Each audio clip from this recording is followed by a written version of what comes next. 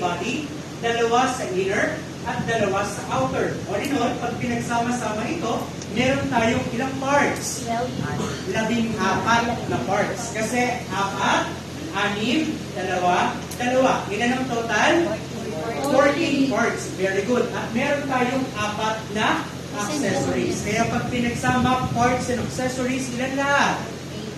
18 parts and accessories. So yung 18 na yan mga anak, hindi tayo papayag, listen, hindi tayo papayag na lalabas tayo sa loob ng school or classroom na ito na hindi nyo kabisado yung 18 ito. Klaro ba? Yes. Naniniwala ba kayo ron? Yes. Mahusay ba sa memorization? Konti. Kayang-kaya namin yan, sir. 18 lang ba? 18. Dagdagan nyo ba para maging 20, no? Sige, 18 lang muna tayo. Okay, so let's focus more on the head section. So again, under ng head section natin, ilalapit ko na sa inyo, ha? So this is the head section of the canister vacuum cleaner. Kabuuan nito, merong 4 na parts. Yung una, sa parts na pwede nating makuha ay tinatawag nating handle. Ano yung handle dito? This one, yung kinakapitan ko mismo. Okay, so this is the handle. Now, ano ang purpose ng handle na to? Number 1, sabi natin, ginagamit natin siya to grip the vacuum cleaner easily o para mas madali natin itong mahawakan. At the same time, it helps you to carry para hindi tayo mahirapan sa pagbubuhat either kung saan man natin siya dadalhin para gamitin. Nakuha ba? Again, anong tawag? Handle. Anong tawag? Handle. Mas malakas, anong tawag? Handle. Okay, very good. Yung pangalawa na parts natin ay tinatawag nating on and off switch. Again, we have to be specific. Hindi po pwedeng switch lamang. Kailangan kumpleto tayo palagi. Anong tawag? On and off. Okay, so ito si on and off switch.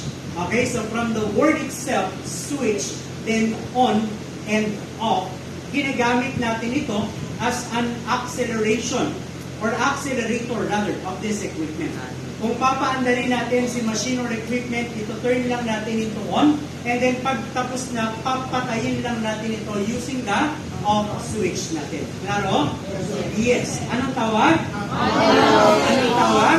On and off Mas switch. malakas, anong tawag? On and off Eh, yung switch. nauna. Handle. Ano ba? On and off switch. On and off switch. Ilan Handle. na? Dalawa. Okay, ilan pa? Dalawa pa. 16 pa. Tayo, ha? Okay, so yung pangatlo natin ay tinatawag nating blower port.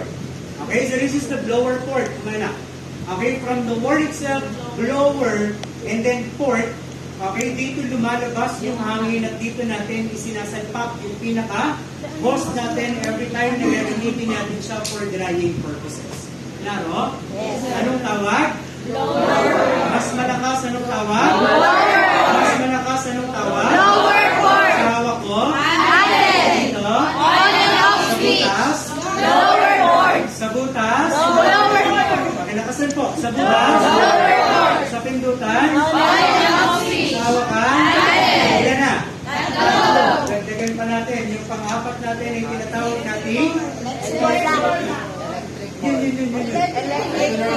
Electric cord. Sabihin nyo ha? Okay, nasan dito yung electric cord? Ito, yung pinaka-wire natin. Ano? So, ano ang purpose ng electric cord natin? Saksakan. Okay. It is a connection to conduct a power. Okay, so isang uri o klase ng wire na isinasaksak natin into wall outlets para nang sa ganon makakuha tayo ng source of power or current, kuryente, na siyang magpapatakbo sa pinaka-machine or equipment natin. Klaro ba? Yes. Remember, bago natin gamitin ang kahit na anong uri o klase ng appliances, kung merong wire, as part of our safety tips na rin ito. Okay? Dapat sinicheck muna natin yung wirings natin, kung meron ba siyang mga frayed wires, looseness plugs, o di naman kaya ay yung mga rat bites na tinatawag. Okay, so nakakatulong yan to prevent what? Accidents sa atin. Anong tawag? Electric cord. Anong tawag? Electric cord. Ito. Handle. Ito. Lower port. This one. On and off This switch. one. Electric cord. Mas malakas. This one. On and off switch. Power off. Electric cord. This one. Handle. Ito. Lower port. Kaya. Apat. Yung kabuuan. Buwan. Head section. Head section. Klaro malinaw? Okay, kabisado rin yung apat? Okay, naman yan sir, wala pang mas mahirap. Dagdagan.